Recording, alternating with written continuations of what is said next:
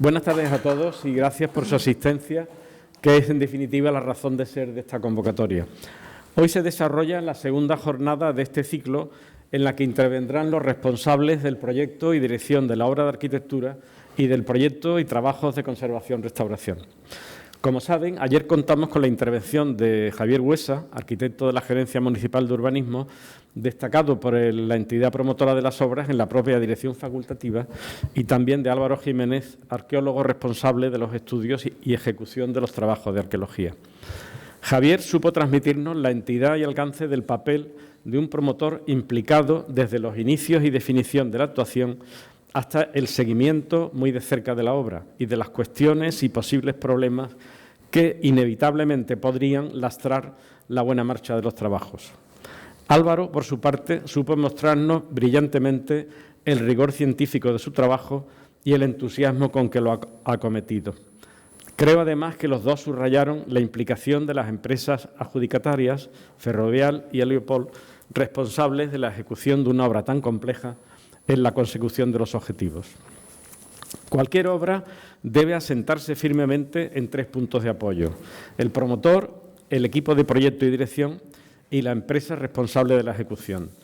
Creo que hoy asistiremos a un nuevo episodio de esta necesaria conjunción de profesionalidad y voluntades.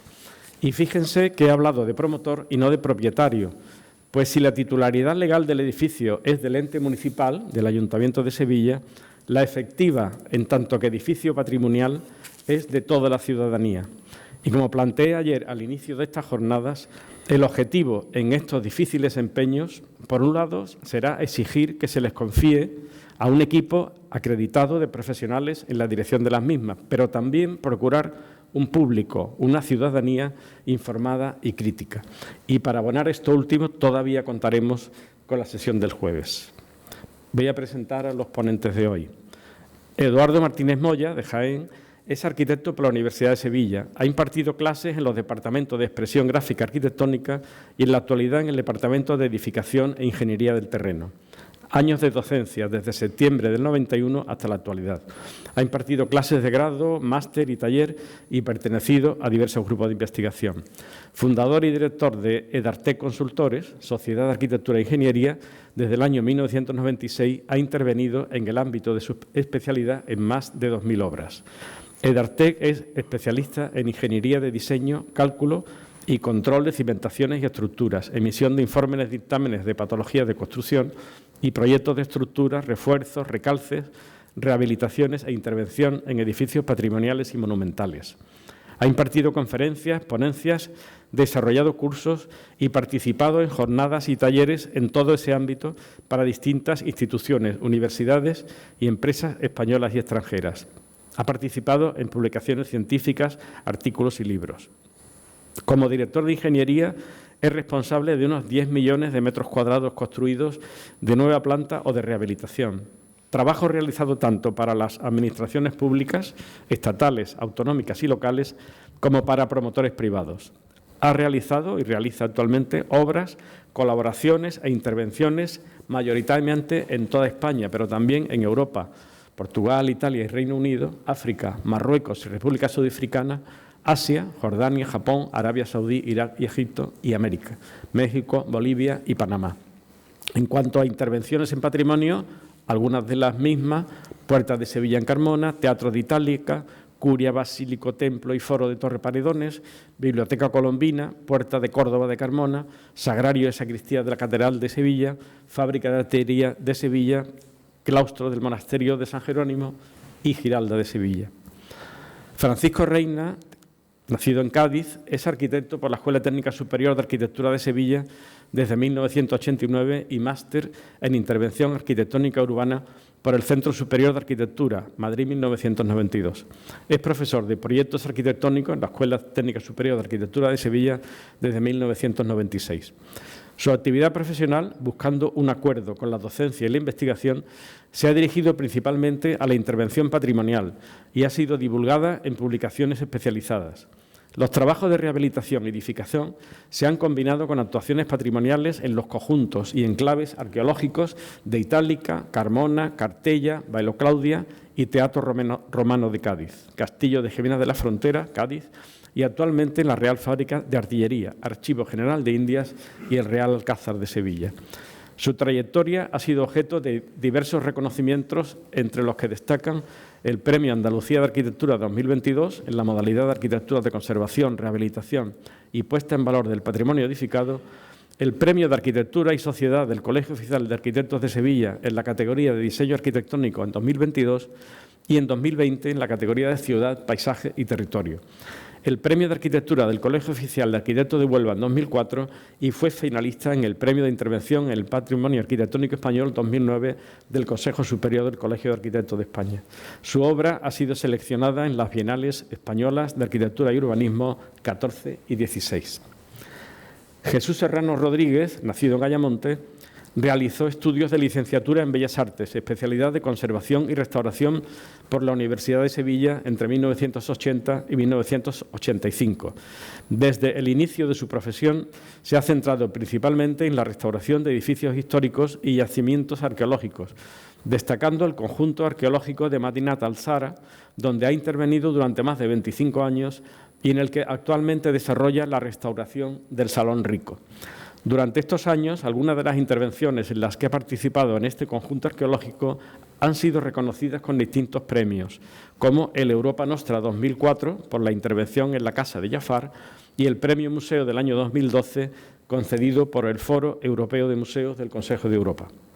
En el año 2013 se le concede el Premio Nacional de Restauración y Conservación de Bienes Culturales del Ministerio de Cultura por el proyecto de conservación y restauración del Oratorio de San Felipe Neri en Cádiz. En la actualidad sigue desarrollando su actividad en diversas intervenciones de Andalucía Occidental, como la Real Fábrica de Artillería y las Reales Atarazanas de Sevilla. Doy la palabra a los ponentes. A Francisco Torres por invitarnos a esta jornada y a los patrocinadores también por hacerlas posibles. La UT Ferrovial Leopold. El agradecimiento a la Academia realmente es más largo, ¿no? Porque realmente esta situación en la que estamos casi en medio de la obra, creo que es la primera vez, ¿no?, que contamos, bueno, Eduardo y yo, hemos coincidido en alguna obra, precisamente en Itálica, y en esta situación pues hemos formado equipo para conseguir la solvencia, que ya saben todos que es necesaria una solvencia que fue elevada, como comentó ayer Javier Huesa, la solvencia necesaria para presentarnos a este concurso, ¿no? Entonces formamos equipo en esta ocasión, ¿no? Pero agradecer a la Academia sobre todo por la posibilidad, ahora que estamos al final de la obra, que todavía no hemos tenido casi la oportunidad de contar esto en público, ¿no?, este proyecto, ordenar estas reflexiones, ordenar lo que ocurre durante 2 años y casi contarlas todavía con el edificio sin acabar, ¿no? Ayer, en la intervención de Paco, se habló de una serie de edificios, ¿no?, en Berlín, me servía de pie un poco para arrancar, en las que los criterios de intervención eran como muy variados, ¿no?, muy distintos y casi... Yo creo que en esta cuestión del patrimonio, efectivamente, lo que está diciendo un poco esa situación en la que se pusieron como ejemplo 3 edificios que adoptaban posturas críticas muy distintas de criterio, creo que realmente no existe un criterio, no existe, sino simplemente es el edificio y una actitud hacia el edificio el que gobierna un poco la intervención o la que debe gobernar la intervención del arquitecto en este tipo de situaciones, ¿no?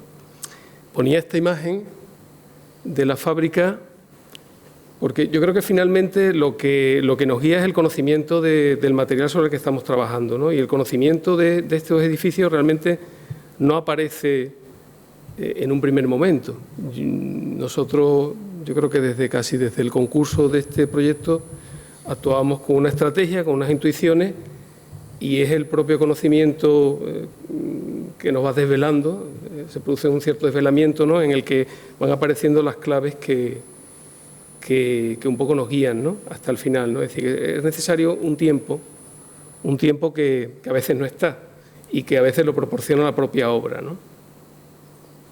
Lo que el edificio nos ha contado a lo largo del tiempo, a lo largo de ese tiempo, ha sido que lo que ha hecho que perviva ha sido la transformación, ¿no? Lo que la máxima de Lampedusa, ¿no? De que para que las cosas pervivan o se mantengan o se conserven como son o como están, es necesario que exista el cambio, ¿no? Y esto ha sido un edificio en permanente transformación, ¿no? Nosotros, desde que se construyó, el sector que nosotros intervenimos a finales del siglo XVIII, ¿no? Traigo esta imagen para contextualizar un poco la fábrica, que a mí me parece muy sugerente, una serie de imágenes aéreas, ¿no? Y que están hablando del empaste o de la extensión casi, o la formulación del tejido de San Bernardo, casi desde la propia fábrica o formando parte de la fábrica de ese conjunto completo, ¿no? Una fábrica que hacia la escena urbana casi que no se percibe, ¿no? Casi que no aparece, simplemente o con una presencia, ayer decías Javier también, silenciosa o silente. Yo creo que sí, que oculta realmente la actividad que existió detrás, ¿no? El tejido urbano, la ciudad y la fábrica casi que forman un único todo, ¿no? Un continuo, ¿no? En el que no se sabe exactamente si las propias calles dibujan a la fábrica o es la fábrica la que establece un orden sobre las calles del barrio, en este caso la calle Cofia o incluso la propia avenida, ¿no? Nosotros, la intervención, el concurso surgió para rehabilitar la zona, el sector occidental de la fábrica, el que tienen ustedes a su izquierda, que tiene una extensión de unos 8.000 metros cuadrados y al otro lado pues queda lo que se conoce como la Catedral de la Fundición Mayor, que tiene más de 11.000 metros, un conjunto completo de aproximadamente un poco más de 20.000 metros cuadrados. Eso que aparece marcado en blanco, ¿no? Realmente, ayer se comentó también de pasada el origen de la fábrica, de esta parte de este sector de la fábrica. Se habló del origen de todo el complejo, que está situado justamente en ese sector oriental, el antiguo fundición de Morel, que fue transformada y tal, pero me voy a centrar un poco en la occidental porque en este momento, el momento clave de la construcción de esa parte se produce a mediados del siglo XVIII. Ayer se comentó con la llegada de Jean Maritz, fundidor en Francia, fundidor dependiente de la monarquía francesa, que por influencia de los Borbones viene a España a ayudar a poner en orden esta fábrica, ¿no? Y es el que introduce cambios sustanciales en el funcionamiento de los hornos que estaban situados en la parte occidental. Multiplica su producción y organiza, sistematiza el sistema de fabricación de los cañones. No solo la pureza del propio bronce que se utiliza, sino también la manera de construirlos, ¿no? Implementando o ya, consolidando la construcción de los cañones, del barrenado de cañones en el sentido en el horizontal, ¿no? En lugar de vertical, ¿no? Estos espacios estaban un poco preparados para eso. En Marís el que decide que debe hacerse horizontal, ¿no? El régimen para generar el barrenamiento de los cañones, yo creo que es muy interesante esto del patrimonio. Lo que ocurre es que vamos abriendo muchas cajas temáticas y la arquitectura pues se nutre de todo esto, y yo creo que al final el resultado arquitectónico realmente le podemos entrar desde muchos prismas, ¿no? Pero en este caso el tecnológico ha sido determinante para la construcción de la parte occidental, ¿no? El régimen hidráulico del río, que es variable, pues obliga o lleva al final a decidir que el barrenamiento de los cañones se produce dentro de la fábrica. Entonces Maritz organiza los trabajos, realmente introduce en la fábrica una incipiente revolución industrial, pone las cosas cerca, las cosas que funcionan bien, ¿no? Y traslada al otro lado de la fábrica el barrenado de cañones. Esto es un poco la gran reforma que sufre la zona de fundición, con el crecimiento de la construcción de una manera tremenda, hasta el punto, hoy en día se reconoce como la catedral, ¿no? Con esa escala, esos espacios tan poderosos, ¿no? Y entonces se decide que el barrenado de cañones se produzca dentro de la fábrica en un nuevo edificio que se construye en esta zona occidental. Este plano también se vio ayer, de pasada.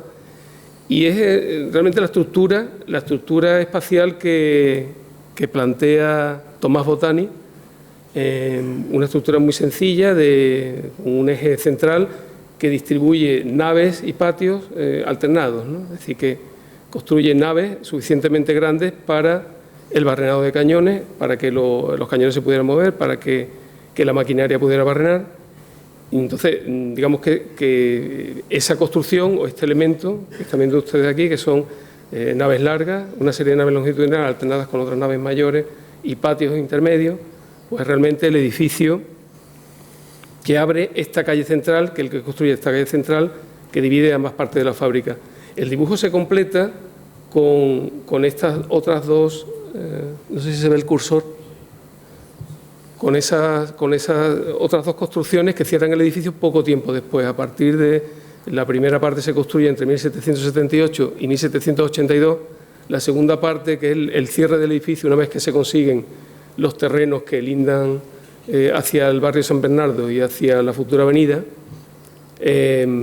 se acaba en 1796, es decir, que en poco tiempo está el edificio concluido. Lo interesante es que la estructura inicial pues, se ejecuta con unos espacios de naves tremendos, ¿no? de una arquitectura muy potente, con grandes cerchas de madera, elementos embridados, es decir, que tecnológicamente supone un avance tecnológico tremendo en cuanto al salvar unas luces grandes en estos espacios para poder mover los cañones, para tener movimiento asegurado, ¿no? Y contrasta mucho con lo que está ocurriendo al otro lado de la fábrica, con lo que está ocurriendo en las fachadas, que al poco tiempo el que lo construye es San Martín y copia el módulo constructivo que se ha desarrollado en la parte oriental, ¿no? El módulo constructivo, que realmente es una bóveda soportada por 4 pilares, que es el que repite hasta construir las crujías y el cierre, ¿no? De esta manera, con esta operación, ya a finales del siglo XVIII, el edificio queda absolutamente completado en cuanto a la tecnología de la producción de los cañones. Es decir, todo se funde en la parte occidental, se acaba en la parte oriental, perdón, al revés, se funde en la parte oriental y se acaba en la parte occidental, y el edificio queda segregado, como si fuera realmente como una dependencia militar, segregado del resto del barrio y segregado del propio ideario público, ¿no?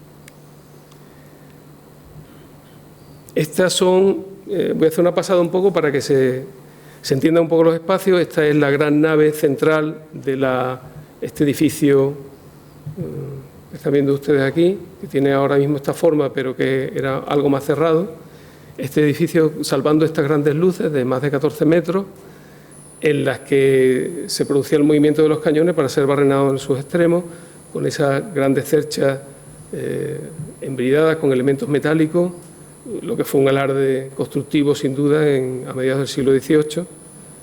Es decir, la involución tecnológica que supuso no utilizar la energía hidráulica del río y volver a utilizar máquinas de sangre contrasta con el avance tecnológico que supuso crear esos grandes espacios para el movimiento de los cañones, ¿no? Y aquí en una nave, la nave aledaña, la nave longitudinal, pues también esas cerchas tremendas, ¿no? Cerchas que salvan esas luces, en este caso, con una única cercha, ¿no? Una arquitectura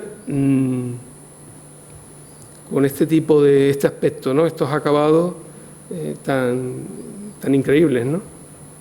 El edificio, aquí hay una maqueta del edificio acabado, ya la maqueta de 1790 es el proyecto que se estaba ejecutando, donde aparece perfectamente confinado ya con una presencia cercana a la que ahora tenemos, ¿no? Con algunos cambios en cubierta que ahora vamos a ver, ¿no? Un edificio que nada más construirse, con esta presencia hacia la avenida tan inesperada para lo que dentro aparece, nada más construirse empieza a transformarse, empiezan a ocuparse espacios. Bueno, está la calle central, que divide la parte de fundición a la zona oriental de la zona occidental, la nueva, y que esta es un poco la operación, ¿no? Frente a la arquitectura potente, ¿no? de Tomás Bottani construyendo estas naves, la gran nave central esta arquitectura de madera en la que, bueno, es necesario al poco tiempo, por el fallo de la propia cubierta, es necesario crearle una sobrecubierta, pero estas naves que se alternan con esta escala,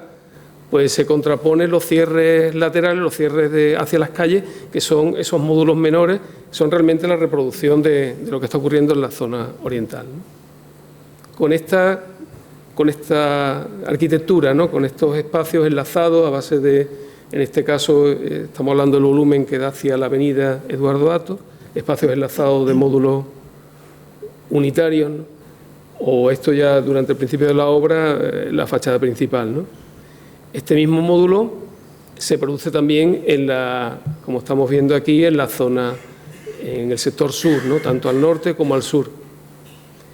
La fábrica, hay algo que ocurre de manera evidente, que cuanto más cerca están las dependencias de la zona de fundición, más sucia es la fábrica. De hecho, más se aproximan a la calle sucia, ¿no? Que era la calle Cofia, en origen es la calle sucia. Todo esto es más sucio porque recibe más actividad de fundición y que va degradándose o que va limpiándose de alguna manera hacia el borde, hacia el sector norte, donde se acaban colocando, se acaban situando las dependencias administrativas de los propios militares, ¿no? Traía esta foto justamente por este punto, que es el contacto entre la obra de San Martín y la obra de Botani, en la que los módulos de ambos edificios no se casan. Es decir, el conocimiento de esto, por supuesto, no lo teníamos en la fase de proyecto, va apareciendo dentro de la obra, porque sabíamos que había alguna variación geométrica, pero no nos podemos imaginar que un módulo y otro acaban sometiéndose, ¿no? Acaban colapsando de una manera, y esto está ocurriendo, por ejemplo, en el extremo occidental de toda esta nave, ¿no? Las transformaciones que se han ido produciendo, he invertido el plano para tener situado siempre en sentido norte lo que está al norte, ¿no? El plano está invertido. Las transformaciones se van produciendo en el siglo XIX. Esto es un plano de finales del XIX, principios del XX, pero en el que ya la implementación continuada de nuevas tecnologías para el funcionamiento de la fábrica van transformando los espacios. Aparece la energía de vapor, la máquina de vapor, aparecen pues las vagonetas, las vías que van entrando de un lado a otro y que van generando, curiosamente, una accesibilidad universal casi a todos los espacios, garantizada por el propio paso de las vagonetas, pero hay espacios que se van agrandando, que se van absorbiendo espacios intermedios como son las galerías, porque el espacio este grande de Botani que está aquí, pues bueno, pues antecedía a este gran patio, pues le antecedía una galería, un espacio intermedio, igual que aquí había otra galería. Se van ocupando o se van incluyendo unos espacios en otros para poder acomodar esas máquinas, esas unidades, y van cambiando continuamente y con total naturalidad durante casi 3 siglos, ¿no? Entonces, este patio, el patio de acceso, el patio principal a eje del edificio, el patio de Tomás Botani, el de Carlos III, denominado ahora Carlos III, pues resulta que tiene este aspecto, pero este aspecto es del siglo XIX, de mediados del siglo XIX, a partir de mediados hasta el final, se van cerrando espacios y se van colocando puertas de fundición, acotando o ganándole espacios intermedios. Antes pues, debió ser espectacular también este espacio con una especie de pórtico o galería o atrio previo a la entrada a la sala de barrenado, ¿no? Se van colocando este tipo de puertas, cada una señalizada, marcada con su fecha del momento en que se colocan, o se van transformando esas primeras naves de Botani, en este caso para construir situar un puente grúa. Esta es la nave meridional del complejo primero de Botani, en la que se absorbe un patio trasero, se convierte en nave para generar un espacio productivo completo, en este caso implementando un puente grúa. Esta foto, que es un poco la misma situación de la anterior, en la que se ve ese puente grúa ya funcionando, ¿no? Y con el espacio, o incluso fundiciones menores para acabar los cañones, ¿no? Ornamentos o elementos de sujeción, etcétera, ¿no? Las naves van recibiendo actuaciones de todo tipo, para que las propias vagonetas entren hasta dentro de las naves, salgan las escorias, se generan aperturas en el lugar que hace falta, se generan añadidos, se producen cegamientos, ¿no?, de determinados espacios para aislar otros, o la manipulación, como estáis viendo aquí, de uno de los arcos para el paso o para el apoyo de algún tipo de maquinaria, por supuesto, la compartimentación continuada de espacios interiores para diversificar el uso, ¿no?, de todos los espacios. Hasta el punto que al poco tiempo incluso de construirse toda esta fachada de Eduardo Dato, pues se está ocupando directamente, prácticamente al mismo tiempo, el patio de administración, el patio que separa el núcleo de Tomás Botani con el de Ginés San Martín. Ese patio se está convirtiendo en cocinas, espacios de apoyo hacia la zona administrativa, dando este aspecto, ¿no? Incluso módulos completos como el que estamos viendo aquí de fondo, que se adelantan o reverberan la propia construcción de la fábrica, un módulo más que se construye prácticamente a principios del siglo XX y que al eliminarse pues vuelve a aparecer la arquitectura del siglo XVIII detrás, ¿no?, que era justamente la cantina militar, que era la que ocupaba ese punto. Sin piedad prácticamente, bueno, pues directamente en el patio aparecen otros elementos para transformadores, para casi todas cuestiones utilitarias, es decir, que las transformaciones se han ido produciendo con total naturalidad para no interrumpir el proceso productivo en cualquier momento, ¿no? La sustitución, como ven ahí arriba, de la cubierta original, la cubrición de un patio, con toda la lógica de la arquitectura también, porque realmente este patio, que pertenece al primer núcleo, cuando se le añade otro patio en la primera ampliación, pues resulta que dos patios, un patio con otro patio, pues lógicamente dice, bueno, pues lo tenemos fácil, cubrimos uno de los patios y lo vinculamos al uso interior, ¿no? Entonces directamente se construye una cercha a principios del siglo XX, ¿no? O el añadido de elementos ya directamente apoyados sobre las fachadas en los patios, ¿no?, como es este muelle de carga, o la manipulación, a veces inverosímil, ¿no?, de pilastras, de muros para apoyar máquinas, para pasar correas sin fin, etcétera. Es decir, que todo eso ha generado un cúmulo de huellas, de tiempos distintos que son posibles de leer ahora mismo también en la fábrica, ¿no? Lo que nos lleva a pensar si en el momento de la intervención esos momentos nos están dando o quitando un nivel de libertad a la hora de intervenir. Nosotros pensamos que ha sido al revés, que realmente ha dado un nivel de libertad porque la intervención se coloca en un momento intermedio entre todos los momentos posibles de la fábrica, momentos actuales, pasados y futuros, ¿no? Digamos que asume un momento, modestamente, un momento que es casi mínimo frente al devenir de toda esta arquitectura, ¿no? Aquí vemos, por ejemplo, la apertura tremenda para mover maquinaria y la rotura y la adaptación de un hueco que llegaría, o situaciones como esta, abrir una cubierta para deshumar, ¿no?, una sala, ¿no?, para la salida de humo directamente, sin ninguna consideración, se abre directamente la cubierta. Espacios que han ampliado de esta manera para implementar estas situaciones, ¿no? Allí al fondo estamos viendo ese atrio inicial que fue absorbido por y todas estas máquinas que van apareciendo, que también nos hacen pensar, ¿no?, y en las huellas, un edificio que ha sido tremendamente cementado, como son todos los edificios militares.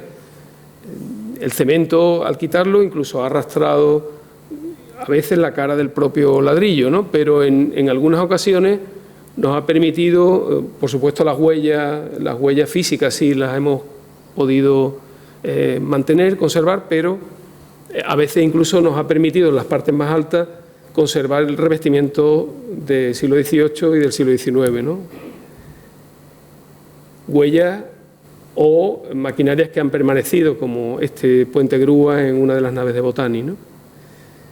Y las primeras demoliciones pues desvelan también otras pieles, otras epidermis que han existido previamente, incluso las huellas de la propia actividad que han quedado en muchos de estos sitios, ¿no? Las demoliciones también de elementos inevitablemente pues añadidos que han tergiversado el entendimiento de algunos espacios, pues de pronto han descubierto situaciones espaciales inesperadas, ¿no? Digamos, todo esto va acumulándose yo creo que va colaborando a entender que el edificio con el que estamos operando no es del siglo XVIII ni del siglo XIX, ni siquiera el del siglo XX, porque hemos empezado como a mover algunas de las cuestiones que estaban incidiendo, a quitar revestimientos, a quitar cemento, tabiques y tal, y empiezan a aparecer otras espacialidades inesperadas, ¿no? Hasta el punto de que casi los espacios centrales de Botani acaban convirtiéndose en salas hipóstilas, ¿no? Porque los espacios se enlazan unos a otros y acaban con unas perspectivas casi imposibles que a lo mejor son nuevas y que nunca se han dado, ¿no? Y en ese punto, digamos que con este entendimiento del edificio yo quería comentar un poco la estrategia de lo que nos ha movido en el proyecto, lo que nos ha movido para la ejecución o para los primeros planteamientos. Cuando se monta el concurso, cuando sale el concurso, casi que no tenemos tiempo de redactar un proyecto en condiciones, un proyecto completo. Nosotros lo que sí realmente definimos fue una estrategia de intervención en el edificio y en esa estrategia pues plasmar las intuiciones que sí veíamos que estaban sobre la mesa, ¿no? Y observando el devenir de la fábrica y estas cuestiones, yo creo que sobre lo que hemos hablado casi, que está un poco el criterio de la intervención, ya está como flotando, pero observando un poco el esquema de la propia fábrica veíamos, pues bueno, realmente como ha funcionado la fábrica ha sido con una mayor actividad sucia o esa actividad más industrial o más ligada a la fundición hacia el sur y más limpia hacia el norte, y el programa que se demandaba pues realmente era un centro dedicado a la actividad cultural principalmente, en el que había espacios de muy diverso tipo. Había desde espacios administrativos hasta espacios docentes, espacios donde se podían desarrollar actividades no solo formativas, sino también de trabajo, de talleres, o se podía exponer la actividad de los talleres, o se podía realizar una actuación, Entonces, casi intuitivamente pensábamos, si hay una calle de acceso, una calle central de acceso, donde entrará el público, podíamos ir por bandas también, ¿no? Es decir, que la banda norte, que era más limpia, pues puede absorber los espacios administrativos o espacios de trabajo que requieran unas condiciones más específicas, y los espacios de Botani, pues realmente, como son los mayores, pues lógicamente las actividades más públicas, ¿no? Como exposiciones o como actuaciones o como incluso ya de las tres, la que realmente estaba dedicada a fundición o la que estaba dedicada a actividades un poco más sucias, pues podían ser los propios talleres creativos y donde hubiera incluso esos pequeños zonas donde se pudiera trabajar, incluso exponer ese trabajo, incluso actuaciones más abiertas, ¿no? Y por último, el otro edificio, que sería el sur, que estaba también más compartimentado, pues podía asumir las aulas formativas, en un espacio que recuerda también a los administrativos del otro frente, ¿no? Aulas formativas que podían funcionar casi con cierta independencia a través del patio de Crisoles, este patio sur, ¿no?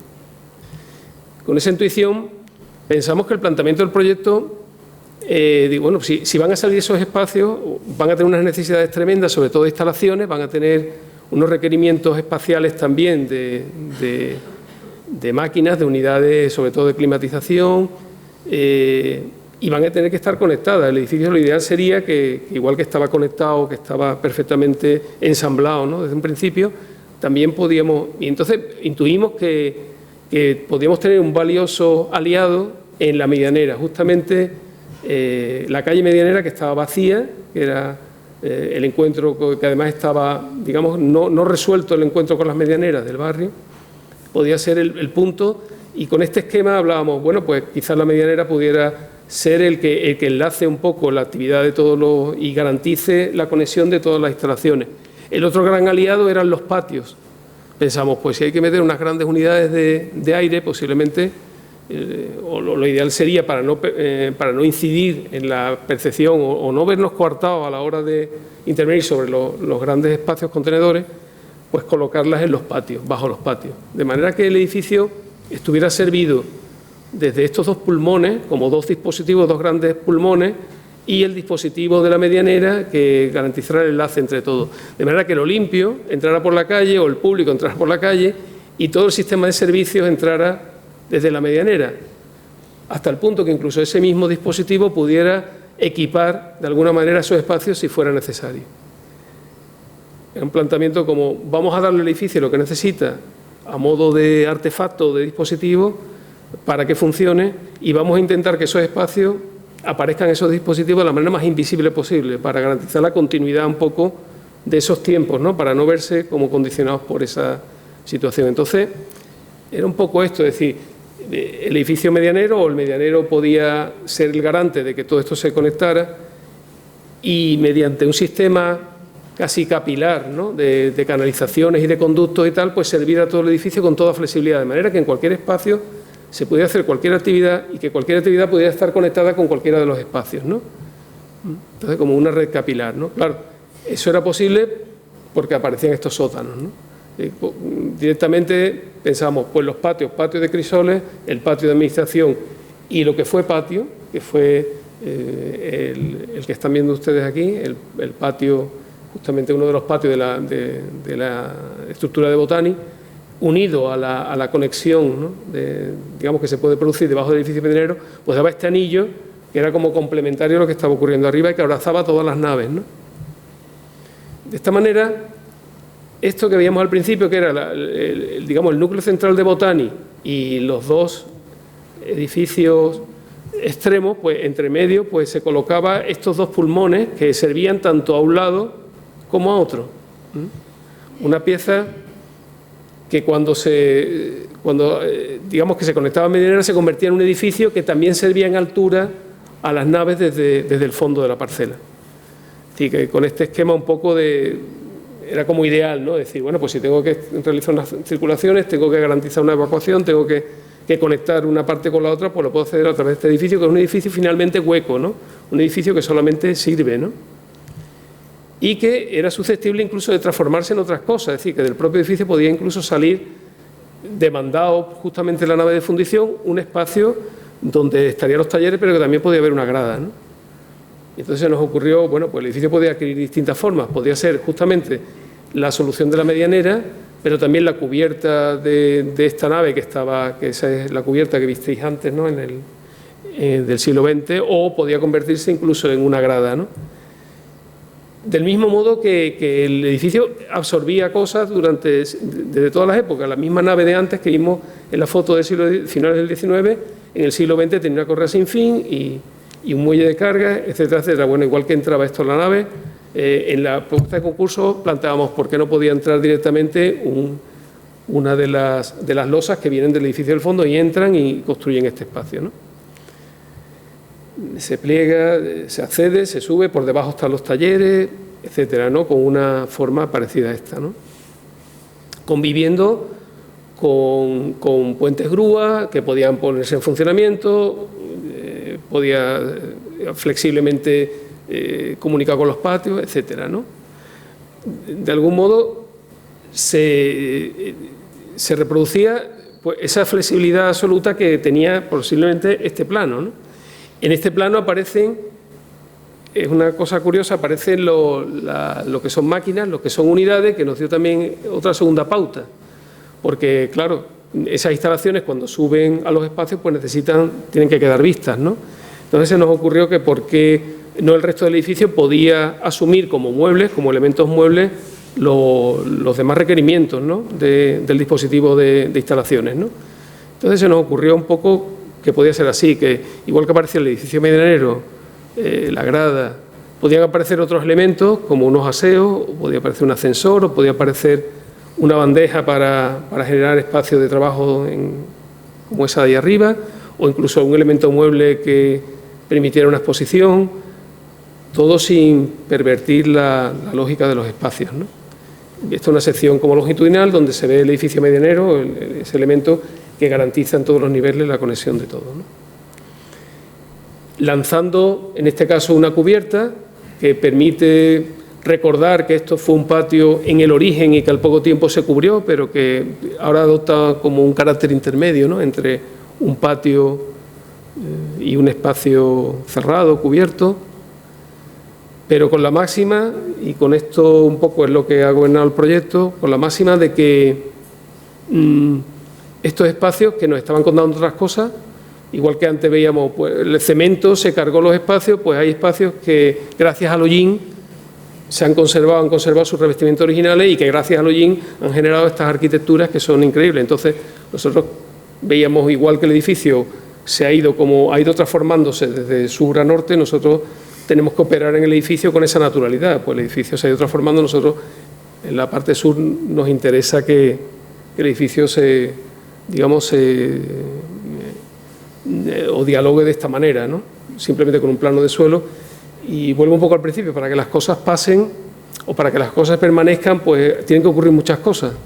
Para que las cosas se conserven como a veces queremos, para que esto sea posible, pues ha habido que hacer muchas cosas. Por supuesto, este suelo debajo, ahora lo veremos en obra, pues es mucho más complejo de lo que parece en la foto, y las cuestiones que aparecen invitadas a estos espacios para garantizar su acondicionamiento, pues también han sido muy calibradas, ¿no? Bueno, por último, la intervención, el concurso habilitaba el acceso también universal a las cubiertas, pero que estaba realmente fácil porque el propio edificio ya tenía una escalera que subía a cubierta, solamente había que dotarlo, ¿no? Bueno, pues continuando con la exposición, estos eran los principios que nos regían a la hora de pensar cómo se intervenía en todos estos espacios, pero evidentemente teníamos que dar respuesta a las exigencias de la propiedad, que necesitaba cumplir un programa. Ese programa llevaba ligado pues una serie de necesidades técnicas bastante importantes, muy importantes. Ya Paco ha explicado pues la dotación de instalaciones que evidentemente había que meter en todos estos espacios de una manera que fuera compatible con la necesidad que todos estos espacios patrimonialmente en sí mismos conllevan. Es decir, evidentemente no podemos poner nada en las cubiertas. En la anterior imagen ya le hemos visto la importancia que tenían las mismas.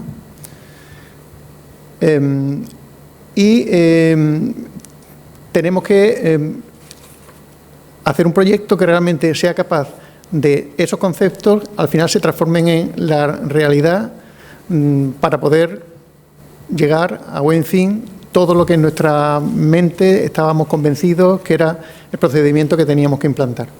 Pero ahora hay que hacer la obra y realmente necesitamos pasar a los hechos, y para pasar a los hechos, desde luego, necesitamos pues la máxima documentación y la máxima información y el máximo conocimiento.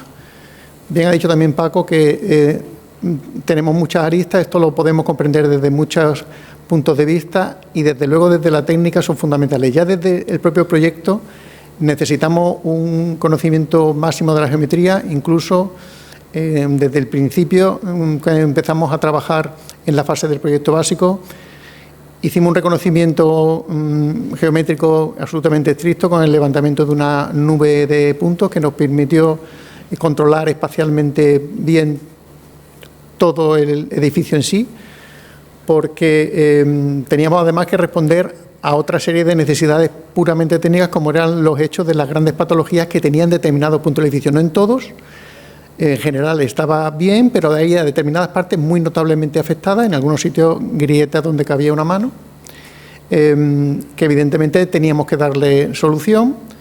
Se realizaron estudios geotécnicos de proceso y cuando empezamos las obras empezaban a ocurrir los descubrimientos y las relaciones que ayer empezó a explicar Álvaro, es decir, las relaciones con las curvas topográficas, con las curvas de nivel, con el descenso hacia el arroyo, con las distintas terrazas aluviales. Eso nos llevó a que en la propia obra establecimos la necesidad de hacer unos estudios geotécnicos especiales, incluso con relación geoarqueológica, con estudios de los sedimentos, viendo a qué distancia cada uno de los puntos. Incluso hicimos estudios especiales con físicas. Estamos hablando de estudios con sísmica y con tomografía eléctrica, de tal manera que con líneas de más de 70 metros nos iba indicando cómo iba el perfil del terreno cómo iba descendiendo y efectivamente cambiaba mucho el nivel de relleno que había pues, desde la parte de la calle central hasta la parte más occidental, porque estaban ya cayendo los aluviales, ¿no? Algo parecido a lo que explicó ayer Álvaro con respecto a dónde se iban asentando los romanos. Pues de esa misma manera, esa misma investigación la tuvimos que implementar porque necesitaban la máxima cantidad de datos posible. Evidentemente todas las planimetrías, que también Álvaro lo comentó ayer, para tener toda esa documentación previa. Y a partir de ahí teníamos que, sabemos qué queremos hacer y ahora cómo vamos a hacerlo. Es decir, de qué manera vamos a ser capaces de implementar todo lo que sabíamos que teníamos que hacer. ¿Cómo lo hacemos? El momento de hacer una obra es absolutamente trascendente porque pasamos a los hechos. Es decir, que realmente ya metemos bisturí, el paciente está en la cama, le abrimos el pecho y vamos a tener que actuar. Todo el conocimiento anterior tiene que ser el máximo que se pueda, todo, desde todas las aristas que se quieran mirar, desde todos los prismas. Pero ahora hay que intentar trabajar y trabajar bien. Esto que ven, por ejemplo, en la imagen de la izquierda es que en esta nave que corresponden a la crujía de San Martín, que da a la calle Eduardo Dato, pues se tiene que meter pues toda la dotación que en la actualidad nos exigen las instalaciones para poder climatizar estos espacios. Estos espacios no estaban climatizados y ahora nos exige la propiedad que tenemos que climatizarlo. Pues tenemos que meter unas instalaciones, como ven, de este porte, de esta naturaleza, que tienen que estar alimentadas y tienen que estar alimentadas desde sótanos, que no podemos ponernos en ningún otro sitio. Para que se hagan un poco una idea del reto es que el tamaño que tienen estas máquinas de aire acondicionado pues no son como esta mesa, ni siquiera son como un coche, sino más bien tenemos que pensar que estas unidades de tratamiento de aire son del orden de un autobús. Pues tenemos que meter para ser capaces de alimentar esta parte del edificio 11 autobuses que están aparcados debajo de nuestro edificio y están metidos en esta excavación que hemos tenido que hacer. Surge además todas las tensiones que ya hemos estado viendo de los descubrimientos que hemos comentado ya materiales, pero no solo eso, sino que también una necesidad en medio de la obra que tiene la propiedad nos pide, además con buen criterio, que en la parte del edificio medianero las plantas altas además sean aprovechables y no pongamos ahí instalaciones, con lo que tenemos que meter más instalaciones todavía en sótano y buscarle sitio, ¿no? Y además, buscando esas instalaciones, surgen además los restos arqueológicos. Es decir, que de todas maneras, si estábamos operando al paciente, pues ahora nos estaban estirando de más sitios, ¿no? Y a todo esto hay que intentar darle respuesta, ¿no? Al final, esta es una obra, esta es una foto bastante reciente de cómo este espacio está quedando, que prácticamente pues, reproduce la misma espacialidad, exactamente la misma espacialidad que teníamos. En la parte de la derecha está el patio que estaba antes colmatado, con lo que ahora la entrada de luz es mucho más poderosa, ya tenemos el suelo colocado, o en las zonas interiores, en las zonas que corresponden a la primera crujía, la que ya da a Eduardo Dato, las zonas de administración, pues aquí ya se está acabando los sistemas de aire acondicionado con unos muebles hechos de profeso y en la parte de arriba con divisiones de cristal o aquí con los muebles cerrados para que se hagan un poco una idea de cómo es esa parte o esta parte que está más alta. Esta es la zona que le llamamos coworking, donde tenemos esa máquina central que de alguna manera lo que está es habilitando la capacidad administrativa que tiene ese espacio. Inmediatamente anexo a esta parte de administración tenemos el antiguo patio, ahí tenemos de nuevo la cantina en el fondo y tenemos que empezar limpiando todo este patio para que el patio siga funcionando como en el siglo XVIII y que desde luego nos aporte toda la ventaja que tiene. Aquí, por ejemplo, ya está limpio, hemos quitado los elementos sobrantes del siglo XX. O, por ejemplo, esta imagen en la que vemos en la parte de abajo también unos restos arqueológicos que también vamos a poner en valor. Justo en la parte de la derecha, pues la conducción de agua que era la subterránea que recogía todas las aguas que llegaban hasta la Bujaira y que estaba haciendo fachada con respecto a la primera fachada de Tomás Botani, y en la parte de la izquierda, lo que comentó ayer Javier del aljibe, y de algunos restos de sillares romanos. Y en el fondo, cómo ya se va empezando a reconocer el patio de administración, cómo va empezando a entenderse perfectamente limpio. Por ejemplo, aquí esto ya es una imagen bastante más reciente. O el espacio de Botani, que está pegado a ese mismo patio, con estas grandes cerchas de madera, que son extraordinarias, de una gran luz, que, sin embargo, contaba con unos refuerzos enormes, unos refuerzos inmensos, que fue colocado durante distintas épocas, pues para poder salvar lo que era la propia estructura en sí de esa cubierta. Cuando empezamos a quitar algunas de esas estructuras, nos encontrábamos que parte de esa madera es que realmente se había perdido, como pueden ver aquí.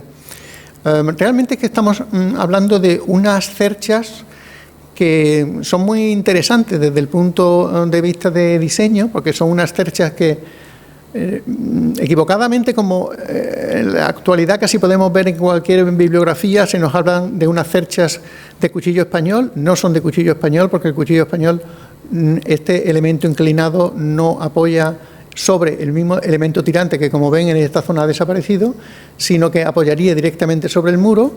De hecho, pues la cercha española, el faldón entero, lo que hace es que genera una cornisa, hay un vuelo y realmente hay una cubierta de un alero hacia la calle, hacia el exterior. Sin embargo, en esta tipología, lo que hay en la parte exterior del muro es un peto, es un elemento vertical que es el que hemos podido ver antes en el patio de administración.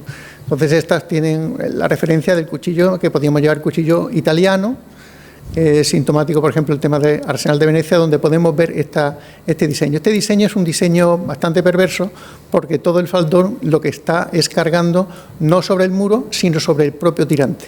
Eso produjo problemas. Bueno, a los italianos tienen 1000 problemas, tienen que poner aquí canes, incluso hay 1000, de esto hay una bibliografía italiana enorme, incluso apoyos con pilaritos debajo, o pilastras, o ya os digo, o importantes canes. Pueden ver las reparaciones que han hecho en el Arsenal de Venecia.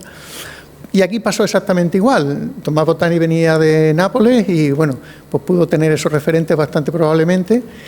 Y estos problemas, que además en esta nube de puntos que le he comentado antes vimos exactamente las flechas y las roturas que habían en estas grandes cerchas de madera, nos ayudó a tomar toda la información para ser capaces luego de hacer la mejor intervención posible. Pudimos reponer todas esas cabezas. Aquí se ve con bastante claridad cómo el elemento inclinado pues no apoya encima del muro, sino que apoya bastante fuera del mismo, y aquí se produce un punto maldito en el cual la acumulación de esfuerzo es formidable, y gracias a que ahora disponemos de un alma metálica que está aquí abajo, nos ha permitido hacer una intervención. Aquí está ya tintada esa madera, pero una intervención mínima para poder resolver que esta estructura siga funcionando. Siempre ha sido el criterio de mínima intervención en todo. Estamos hablando ahora de la estructura, pero podríamos hablar igual de revestimientos. Todo es criterio de mínima intervención. Al final, lo que le hemos puesto ha sido una brida y un tirante nuevo, que es el que, esta parte sí que tiene un refuerzo interior de un alma metálica, y un tirante que lo que hemos metido en tensión. Lo que aparece es este elemento que nos lo permite los aceros actuales, desde luego, y que realmente hace que con estos elementos que están aquí se consigue que toda la estructura esté trabajando y recibiendo carga incluso más de la que tenía en los tiempos de Tomás Botani, porque además hemos tenido que poner aislamientos y demás, como pueden imaginarse ahora, para cumplir exigencias de código técnico, etcétera, etcétera, ¿no? Esta parte es la sala vestibular que está al lado de esta sala de Botani, que está completamente cerrada, como lo ven. Enfrente tenemos pues un cierre, a la izquierda otro cierre, a la izquierda, es decir, donde los espacios, en cuanto empezamos a abrirlos, van adquiriendo pues otra dimensión absolutamente. Empezamos a tener todas estas relaciones que ya ha estado comentando también Paco, ¿no? Y nos aparece que ese espacio vestibular ahora es un espacio mucho más completo, donde las estructuras de madera se entienden, donde aparece la esquina del edificio de Botani y donde de alguna manera aparecen unas imágenes que ya estábamos intuyendo en proyecto, pero que desde luego se mejoran porque ha aparecido la posibilidad de que huecos que realmente existían, estaban tabicados, ahora no tienen por qué estarlo. o esta, que es la parte de una cubierta de fibrocemento, que corresponde al espacio que está más allá del espacio vestibular, que es la cubierta de lo que llamamos la sala polivalente, la que está pegada a nuestro callejón medianero, que cuando llegamos esta es la sala que estaba dentro. Como ven, paredes completamente macizas, un sistema de aire acondicionado y un falso techo. Cuando empezamos a quitar el falso techo y demás, arriba está una cubierta de estructura metálica del siglo XX bastante reciente, con esa cubierta de fibrocemento, que bueno, si empezamos a quitar, porque aquí ven que nos encontramos estos huecos que están cegados, que evidentemente lo que no nos esperábamos, porque aquí ven en estas imágenes que detrás hay otro tabique de ladrillo, lo que no nos esperábamos es que interiormente estuvieran completas las puertas de fundición, absolutamente completas. Eso sí fue una sorpresa.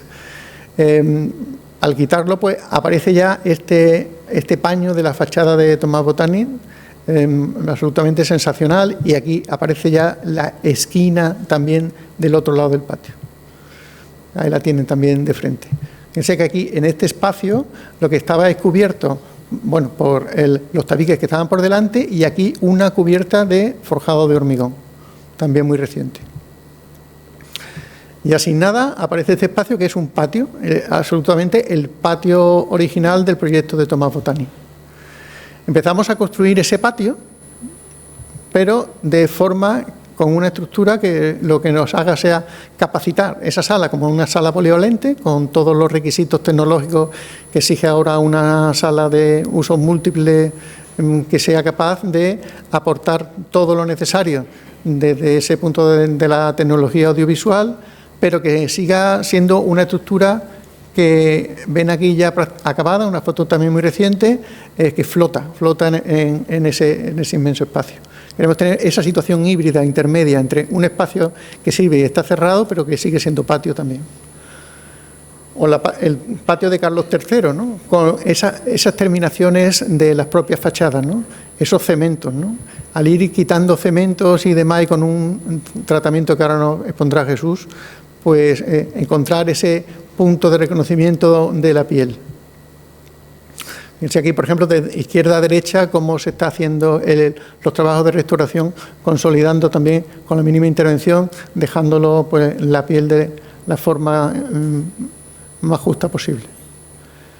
Botani 2, o el gran espacio central, con esos grandes arcos de madera, que de la misma manera que antes hemos hablado de Botani 1, el problema del cuchillo italiano, claro, en esta época se controlaba perfectamente las estructuras a compresión, las bóvedas, y desde luego había intuición que el arco es la forma en que la materia se aguanta a sí misma, y que desde luego un arco sería la forma de cubrir este espacio. Primero, que el arco no es de medio punto, y además es un arco híbrido que es de fundición y madera, pero que resultó completamente imposible para ser capaz de soportar las cargas que tenía, como vamos a ver ahora, ¿no? O estas paredes que vemos otra vez aquí, donde luego nosotros en el proyecto las teníamos consideradas de esta manera, hasta que vimos los grandes espacios que estaban abiertos, como ven ya en estas imágenes que están aquí. O las instalaciones, que también tienen que ir por debajo, algunas imágenes de todas las infraestructuras que están dentro de ese edificio. Esto forma parte, por ejemplo, de la estructura de esos arcos. En la tesis que comentó ayer Álvaro, la de Roig, ahí ya se cuenta que este edificio, haciéndose, estos arcos tuvieron un descenso de 11 centímetros, y que los ingenieros militares decidieron poner otra cubierta encima y olvidarse de esa estructura. Es una especie de estructura mixta con un dintel y un arco, pero que no llegó a funcionar nunca. Era esta estructura, que la hemos visto antes también en la maqueta, con esa especie de costillas que parece un barco. Aquí, encima de estas costillas donde estaban las tejas, los problemas que generó esos 11 centímetros de descenso son imaginables, y decidieron colocarle otra estructura por arriba. Al final, también con esa teoría siempre del mínimo esfuerzo y de la mínima intervención, lo que hemos conseguido es, utilizando bueno, pues los materiales que ahora sí que tenemos acero, que son capaces y demás, hacer que el mecanismo resistente de dintel y arco lo transformamos en un mecanismo resistente triángulo, con una cercha invertida que ven para abajo el poco espacio que teníamos, pero que con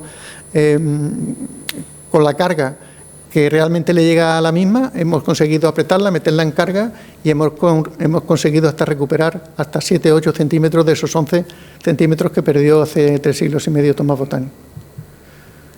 El espacio de la nave de fundición. Aquí las cubiertas. A la izquierda tienen las entradas de luz por los fibrocementos translúcidos y a la derecha pues la nave de fundición con también uralita, ¿no? Esta es la estructura. Aquí sí hemos colocado una estructura nueva, una sobreestructura, y este techo que ya está muy avanzado. Ahora tenemos ese lucernario central y este es el patio de crisoles que está pegado a la nave anterior, con ahí las marcas de las vagonetas abajo. Haciendo la excavación, al final pues nos encontramos la piscina que ya explicó Álvaro ayer, la piscina romana, y tenemos que montar evidentemente una estructura del mínimo canto posible, porque tenemos muy poca cota de altura, que pueda preservar toda la piscina y todos los restos arqueológicos. Desde abajo se ve un poco lo que en un dibujo que Paco imaginó en su momento, prácticamente la situación que queremos para cuando esto esté puesto en valor. Pero esto se mete, esta misma estructura se mete, progresa, entra dentro de la nave de fundición. Ahí lo tienen. Ya esta es la trama, la nueva trama estructural que responde a la trama romana, que entra hasta dentro de la nave de fundición, y todo ese es el espacio reservado a la cripta arqueológica. Pues un poco los elementos de conflicto entre las instalaciones que necesita. Aquí hay 2 plantas de instalaciones, ¿vale? Hasta 6,70 metros de profundidad para colocar 2 plantas de instalaciones para dar servicio al edificio. Es que este era el sótano en el proyecto, y al final este es el sótano que hemos hecho.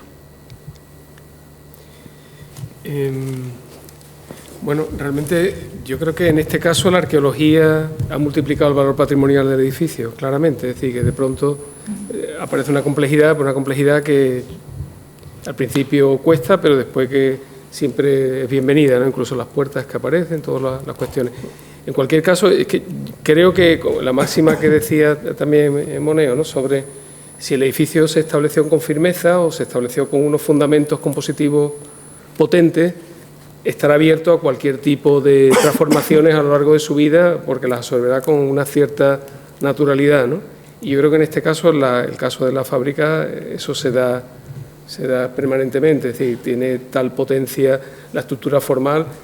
Nosotros en las demoliciones que hemos visto antes solamente hemos ido intentando releer o teniendo como red de seguridad el seguimiento de esa estructura formal base, ¿no?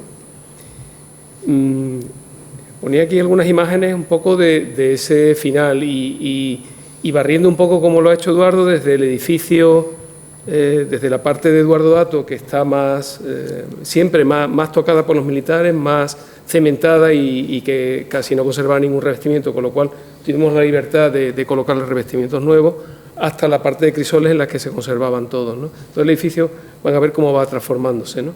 Con estos muebles que son realmente los muebles que acogen las instalaciones y que sirven a estos espacios, ¿no?, ya acabados, ¿no?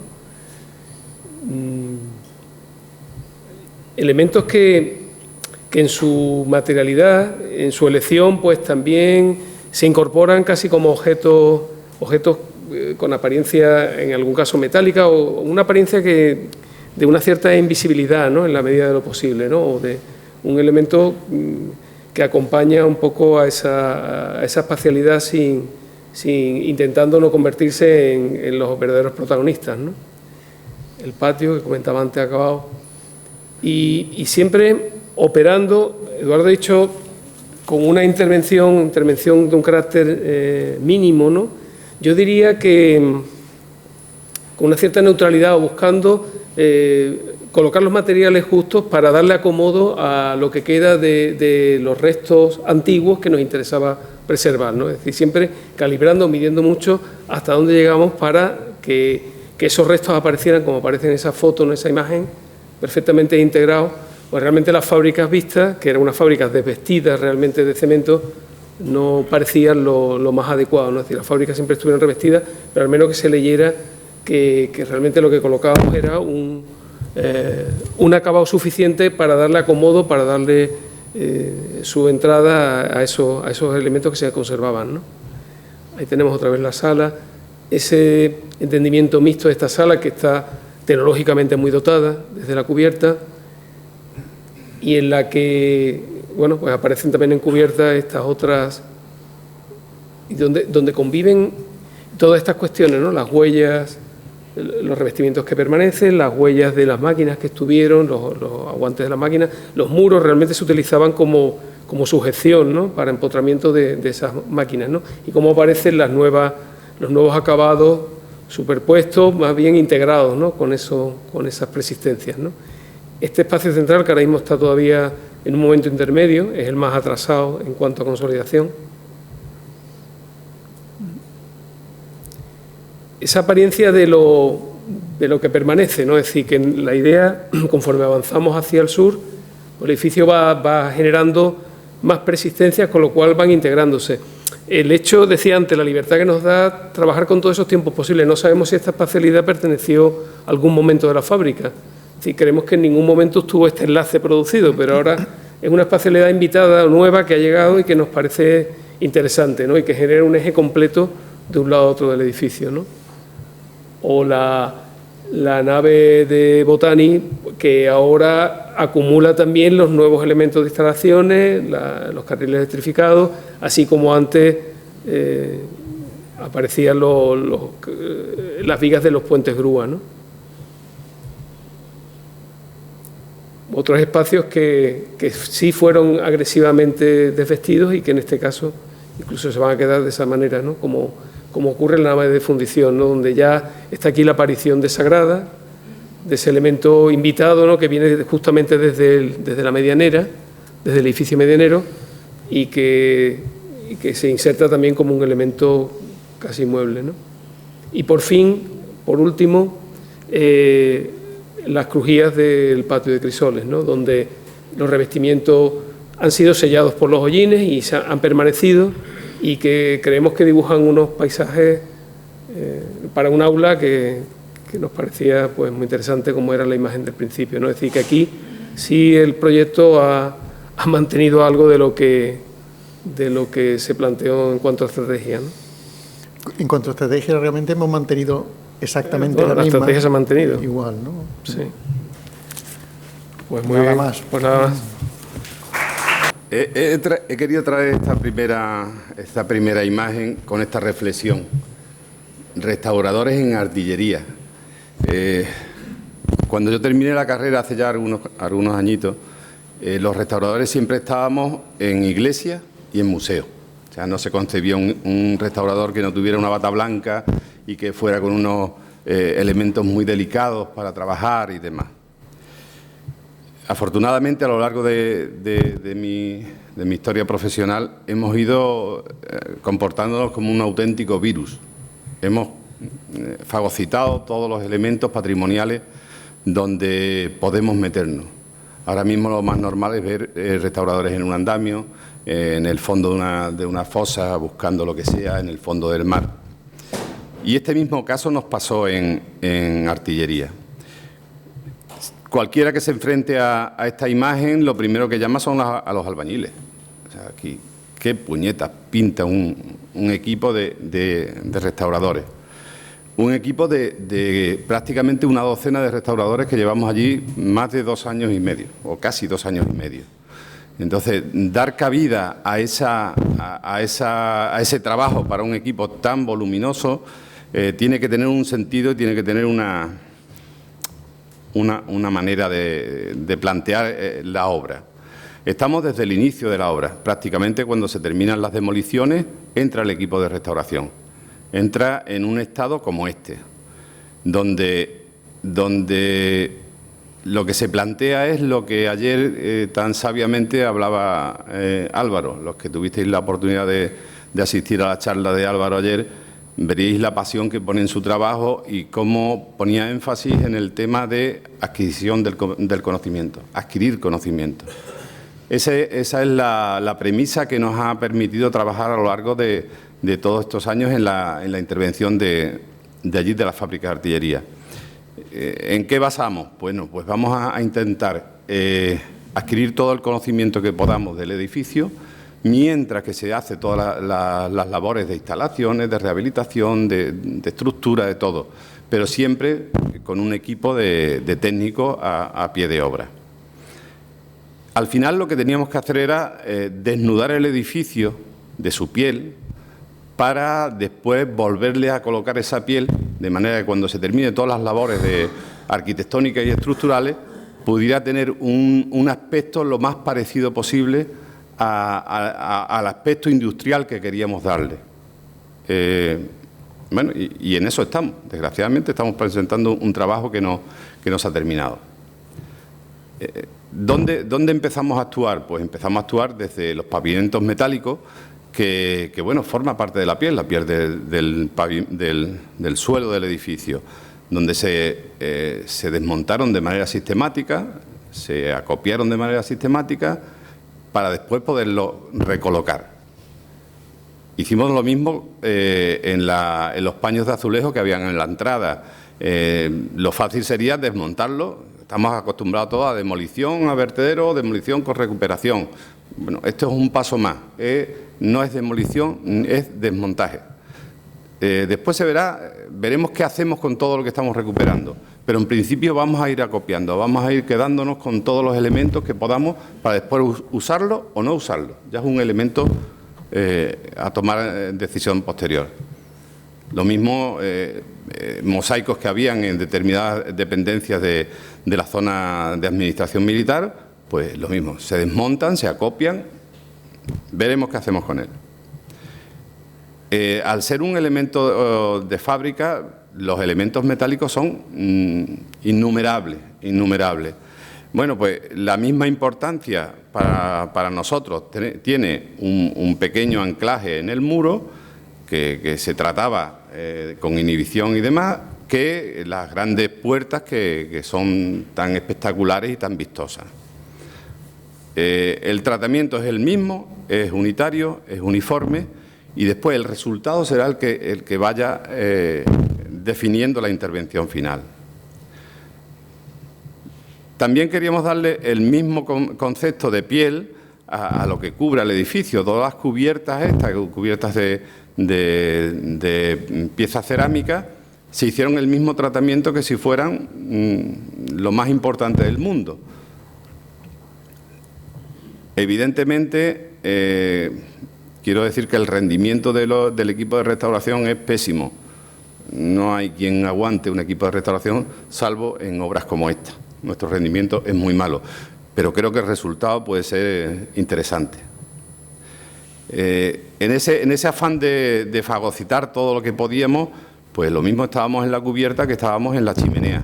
La intervención de la chimenea se hace con el mismo criterio.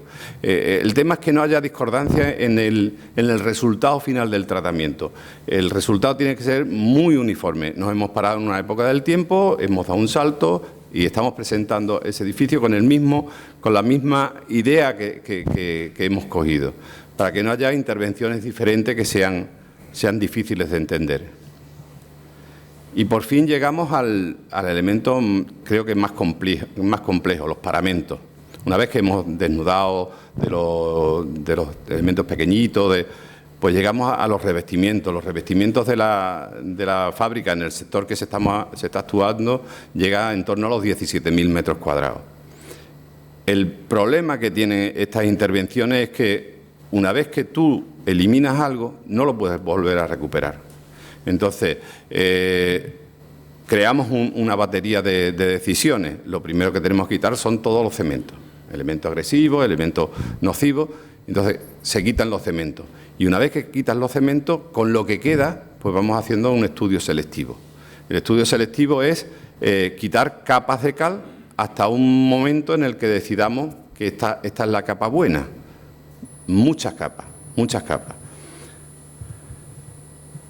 Creamos estas imágenes. Lo único que pasa es que ya sabemos de dónde tenemos que partir. No partimos de la imagen que teníamos inicialmente, de esta capa blanca, sino de la imagen que nos ha llegado bajo esas capas.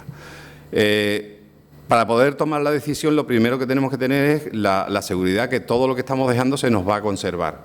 La manera de conservarlo es crearle un tratamiento de consolidación, igual que si fuera la Capilla Sixtina. O sea, nos da igual que tenga angelito como que no la tenga. Pues hacemos inyecciones, consolidaciones, recogida de borde. Las imágenes con las que empezamos son estas, ¿no? Edificios totalmente industriales, las que hemos visto anteriormente en las diapositivas, y el trabajo se comienza con eso, con la retirada de esas capas de cal y ver qué es lo que hay debajo, simplemente para valorarlo. Tenemos estas imágenes, ¿no?, en las que una vez que hacen las demoliciones y demás, hay una cantidad de colores, esos verdes que nos identifican con una época, esas invasiones, esas aperturas de puertas, esos cierres con ladrillo. Poco a poco vamos eliminando lo que estorba, lo que molesta, lo que chirría, y nos vamos quedando con imágenes diferentes, ¿no? Lo mismo pasa en estos espacios tan grandes, donde el tratamiento es al metro cuadrado. El metro cuadrado vamos haciendo esa limpieza, esa valoración poco a poco, y valoramos lo que es el espacio total. Después de ese repaso que os estoy contando, donde quitamos todo lo que molesta y conservamos lo que queremos conservar, esta sería una imagen. Prácticamente Bosnia-Herzegovina después de un bombardeo, ¿no? Pero ya tenemos garantizado el que se nos quedan, pues, los revestimientos que son de época, estos pequeños revestimientos, que después los vamos a incorporar a nuestro discurso de exposición.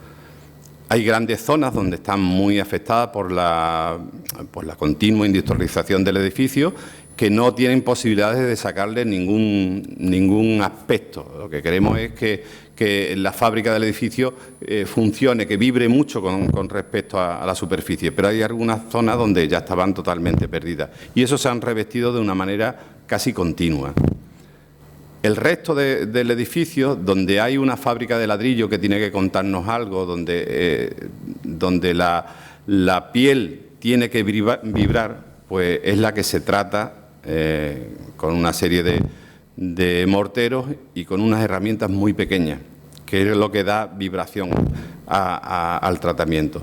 Cualquier elemento es bueno. O sea, una pieza rota no es más que dos piezas que vuelven a ser utilizadas, no se eliminan. Toda la superficie se trata de la misma manera, pero el resultado es diferente. O sea, lo que hay a 15 metros de aquí es diferente de lo que hay aquí, porque es lo que está marcando la piel que estamos tratando. Y después, uno de los temas más curiosos es el tema de los hollines, la importancia de los hollines. Definen el uso de estos espacios, y eran fundamentales mantenerlo.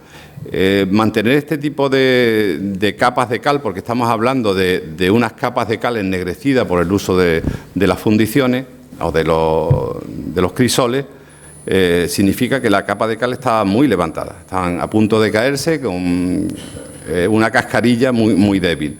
Y eso hubo que tratarlo, hubo que fijarlo. O sea, los hollines que estamos viendo ahora mismo, que parece que no ha trabajado nadie, son los espacios de la fábrica donde más horas se han echado de trabajo, precisamente para que se mantengan esos hollines. Ese aspecto, ¿no? Si veis aquí a la derecha, a vuestra derecha, veis cómo está levantado la película de cales, ¿no? Esta es una foto final. Si recordáis la que he pasado C3, no creo que encontréis mucha diferencia. Actualmente no se ha terminado aún nada. A lo largo de estos 2 años y pico nos hemos dado cuenta que hemos ido evolucionando, hemos ido envejeciendo con el edificio. Lo que en un principio creábamos como pruebas válidas y pruebas que eran bastante satisfactorias, nos damos cuenta que ahora mismo no funcionan tan bien, porque hemos ido creciendo, nos hemos ido enriqueciendo y hemos ido aprendiendo con el edificio. Entonces, cuando terminemos, pues seguramente la imagen no será esta, será un poquito diferente, pero prácticamente creo que tenemos establecidas todos lo que son los criterios que nos deben llevar a concluir esta obra, más o menos como la tenemos encarrilada. Los espacios están ganando una visión totalmente diferente. Es muy interesante que quien entre en esos edificios, en esos espacios, sea capaz de contar lo que están viendo, porque no estamos acostumbrados a ver un edificio, y menos un edificio industrial, de esta manera, que parece que no está terminado, que parece que cuando esto se pinte va a quedar muy bien, y precisamente lo que se quería es todo lo contrario. O sea, no ofrezcamos un edificio de paredes lisas que pueden estar lo mismo aquí en Sevilla que en una promoción de viviendas en Mairena del Aljarafe, ¿no? Entonces, que tengan algo que contar. He sido breve. Muchas gracias. Muchas gracias también a los asistentes que han demostrado una capacidad de soportar una disertación de arquitectos y restauradores. El restaurador se ha portado muy bien, pero los arquitectos somos muy premiosos y a veces nos extendemos mucho porque pensamos que la obra lo merece. Yo creo que espero que os haya parecido también bien y que si mañana tenéis ganas de seguir con esto, espero que sea interesante el debate que se pueda suscitar, las preguntas sobre todo que tengáis que hacer, y aquí estaremos todos de nuevo para que se pueda cerrar adecuadamente esta jornada en la que hemos pretendido que se exponga ante vosotros los trabajos tal como se están haciendo de la restauración de la Real Fábrica de Artillería, y que de aquí todos salgamos sabiendo más sobre el empeño y los trabajos de estos profesionales que nos han explicado de esta manera tan brillante sus trabajos. Pues muchas gracias a todos y hasta mañana.